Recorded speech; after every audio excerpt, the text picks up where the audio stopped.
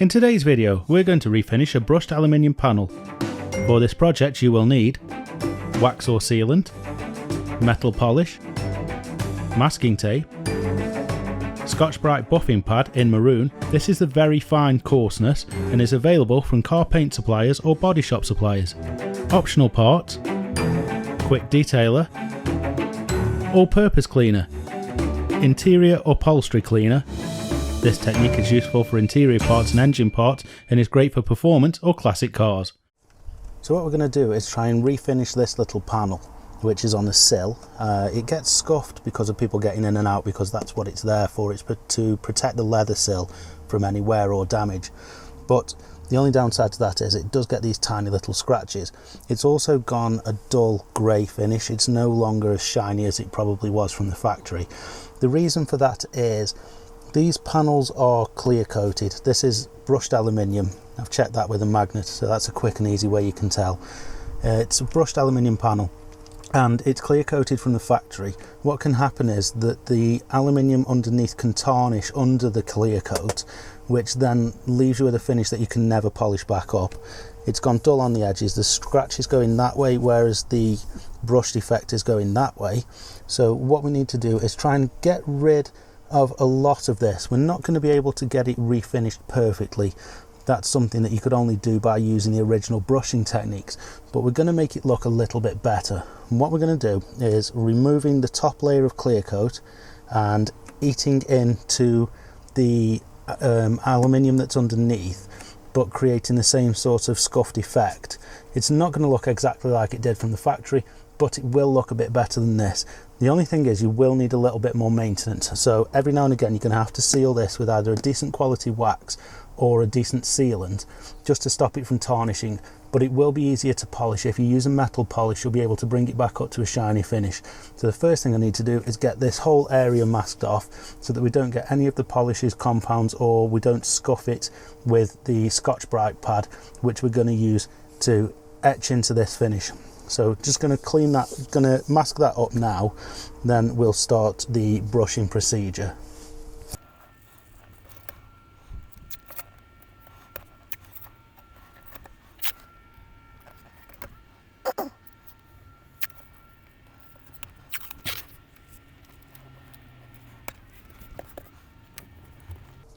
Now, taping doesn't need to be 100% perfect. You've just got to be careful around the edges to make sure that you don't come into contact with anything that you don't need to, and it's mainly just so we can keep everywhere clean also.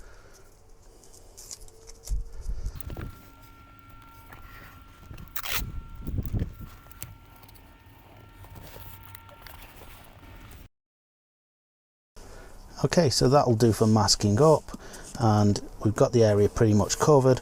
We don't need to go overboard with it because we're not painting it or anything like that. Then what we're going to do is take our Scotch-Brite pad and run it in the same direction that the original brushing is in. So you want to cut it down into a manageable size. You don't want anything too big, because otherwise you will struggle to get it into the smaller areas. When you do come to the edges, don't try and go that way, because if you try and go sort of against it, you're going to start scratching in that direction, whereas all of the original brushing is obviously in this direction. So you only ever want to travel in that direction. You never want to go up and down, and you don't really want to do too much scrubbing backwards and forward. Just nice, gentle, even strokes backwards and forwards. And what you'll notice is that the finish starts getting a lot shinier than it was before.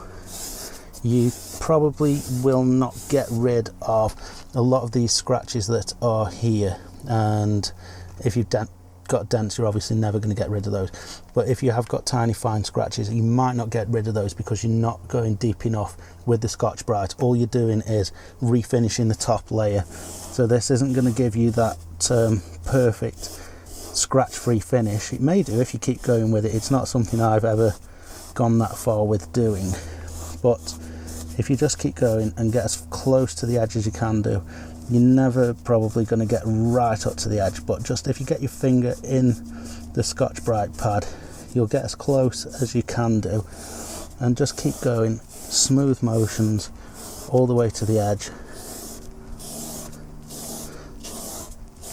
until you start seeing the finish coming up back to a shiny finish that you would originally have expected to see from the factory.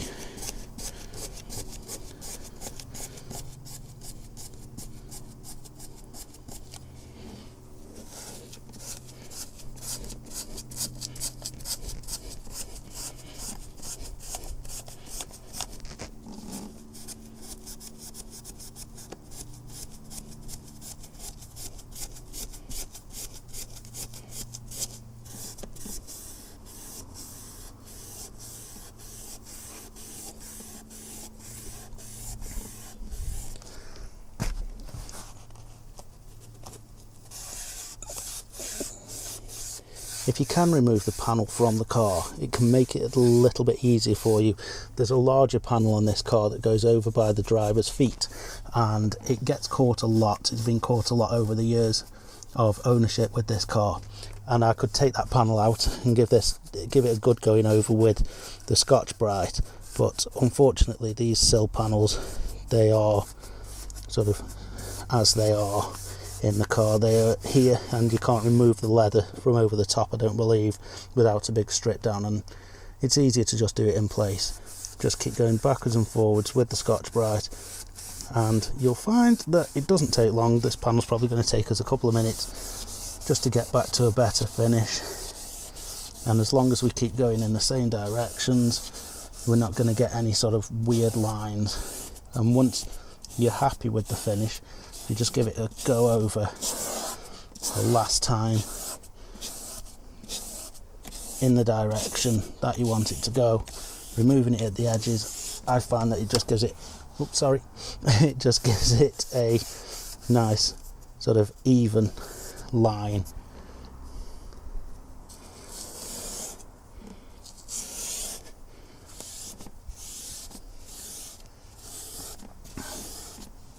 And there we go. It's looking a lot better than it did do before.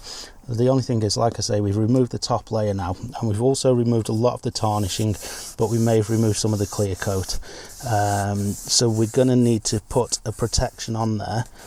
You can either use a wax, a sealant, and you could use anything along those lines, because they'll all do the same job of protecting it. What we need to do next step, though, first of all, is we need to use a metal polish to bring the finish back up. What you want to avoid doing, which I've just done there, is actually touching the bare panel, because I do find that if you touch it, it goes a dark grey. Before you've protected it, it will go to a dark grey colour, and you'll have to rub that back out. It won't come back out on its own, and it's because of the oils and acids in your sweat that affect the bare metal. So I'm going to now use a metal polish. You can use any type of metal polish, it doesn't really matter. There's no specific one for this job. I'm just going to use a cheap cream that comes like a toothpaste.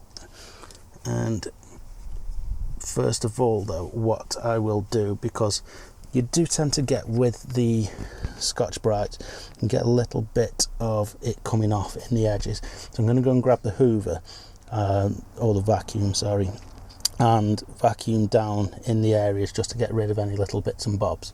So just bear with me and we'll go and grab that now.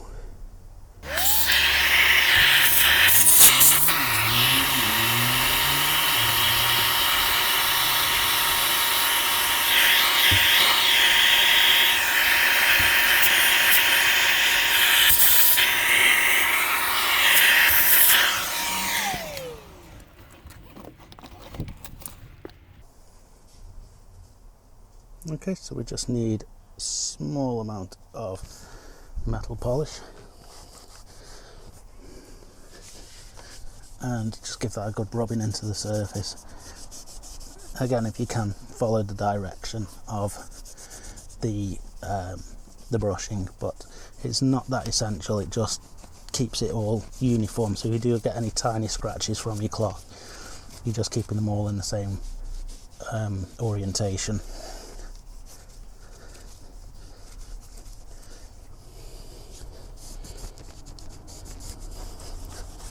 And this will just clean this panel up really nicely, give it a good shine, and make it look as we are wanting to.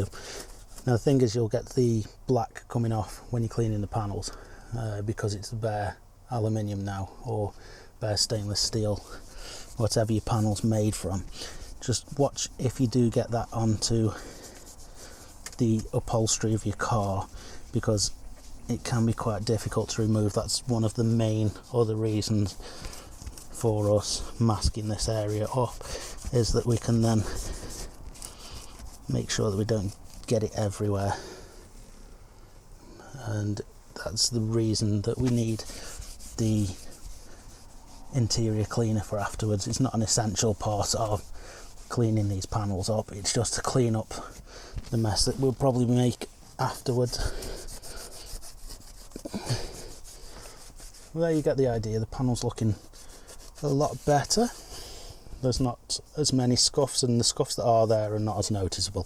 So that was the main aim when doing this.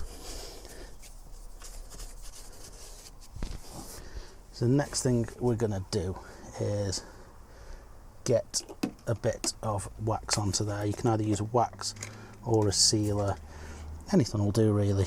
You can use liquid wax. You want something with a good bit of durability if you've got it. The main thing that I've found when applying the wax is that you want to try and get it as even as you can do.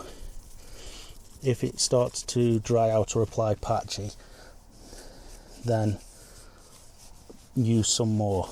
And the reason is because it's the bare aluminium panels, they seem to go mottled if you don't apply it uniformly. I'm not quite sure why, but when I've applied it to the panel on the other side before I tested this out, I did it and it did go a little bit patchy. So just make sure you get a nice even coverage. Leave that for a couple of minutes. This is the Chemical Guys Pete's 53 wax, so it doesn't have a cure time. It's on then off, so we don't have to leave it to haze. If you can leave it a little bit longer, that's probably better. I'm probably going to redo this panel a little bit later with some Chemical Guys Jet Seal. I'm just waiting for it to be delivered, so I'm just making you this quick video to show you how to do this beforehand.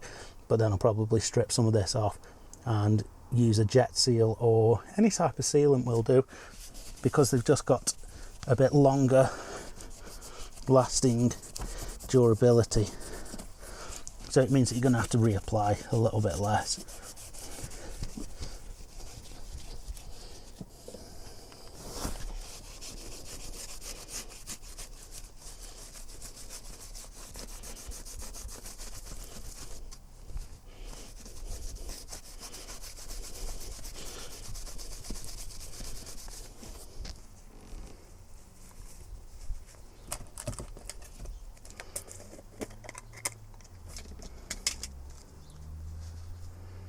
Just going to apply a second coat of wax on here now.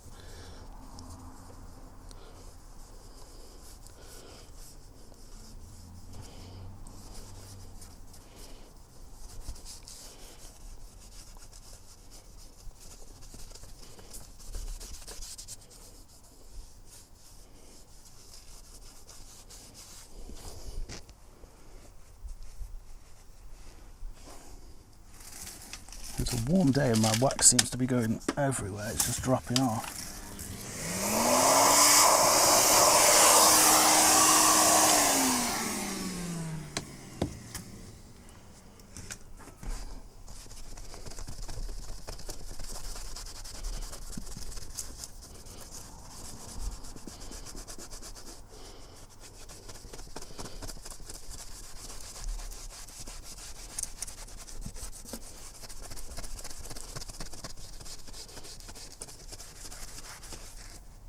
There you go, nice and easy. It's a pretty straightforward process, just take your time, don't go mad with it. Just nice, gentle, even strokes. You just need to use a tiny bit of pressure on there, you don't need to push into it, you just need to be sort of making sure that you're etching into the surface, but you're not trying to dig through the surface, so you're not trying to go through the paintwork. Then all you need to do, last step, is going to be to demask everything get all of that off, and then just give your little panels a clean up with your upholstery cleaner, and you're done, nice and easy. If you need any info, or if you've got any tips or ideas for new videos, let me know in the comments box below. And if you found this video useful, give it a thumbs up and subscribe to be notified when I upload new videos.